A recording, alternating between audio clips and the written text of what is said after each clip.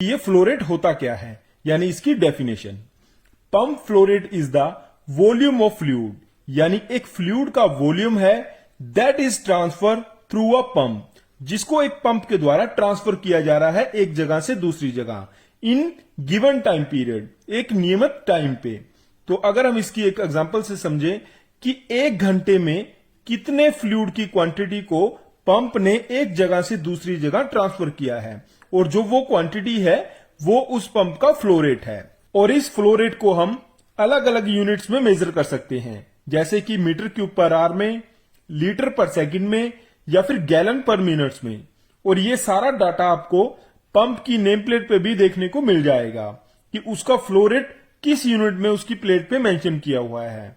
अभी हम देखेंगे कि किन किन मेथड से हम पंप के फ्लो रेट को मेजर कर सकते हैं। तो सबसे पहला है यूज अ फ्लोमीटर। फ्लोमीटर जो होते हैं इनका यूज फ्लूइड के फ्लो को मेजर करने के लिए किया जाता है, और इसको पंप की डिस्चार्ज लाइन में लगाया जाता है। और इस मीटर से हम पंप के फ्लो रेट को कैलकुलेट कर सकते हैं कि पंप ने एक घंटे में कितने क्वांटिटी फ्लूइड आगे ट्रांसफर किया है, और जो भी रीडिंग आएगी वो उस पंप का फ्लो होगा एक घंटे का।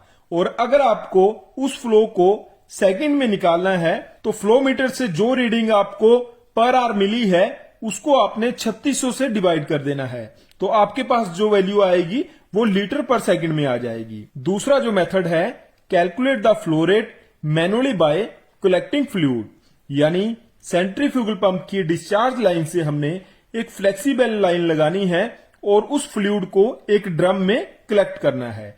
यानी मान लीजिए एक 200 लीटर का ड्रम लेना है और पंप की डिस्चार्ज लाइन से उसमें फ्लूइड को कलेक्ट करना है, और हमने ये टाइम नोट करना है कि वो 200 लीटर का ड्रम कितने सेकंड या फिर कितने मिनट्स में भर रहा है। तो हमारे पास फ्लूइड का वॉल्यूम और उसका जो उसने कितना टाइम लिया भरने में, वो दोनों रीडिंग्स आ जाएंगी। तो हमें क्या करना है, उस वॉल्यूम को डिवाइड करना है टाइम के साथ। तो वॉल्यूम है 200 लीटर ड्रम का, और जो उसने टाइम लिया वो है 4 मिनट। तो 4 मिनट को अगर हम 200 से डिवाइड करेंगे तो हमारे पास आ जाएगा 50 लीटर्स, यानी एक मिनट में उस पंप ने 50 लीटर फ्लूइड को ड्रम में फिल किया। तो अगर हमको एक घंटे का निकालना है तो हम 50 को मल्टीप्लाई करेंगे 60 मिनट्स के साथ, क्योंकि एक घंटे में 60 मिनट्स होते हैं। तो हमारे पास आ जाएगा 3000 लीटर पर आवर, यानी ये उस पंप का फ्लो रेट है एक घंटे का। और अगर हमको इसी फ्लो रेट को मीटर क्यूब पर आवर में कन्वर्ट करना है तो 3000 को डिवाइड करेंगे 1000 के साथ, तो हमारे पास आ जाएगा 3 m³ पर आवर। तो ये उस पंप का फ्लो रेट है m³ में।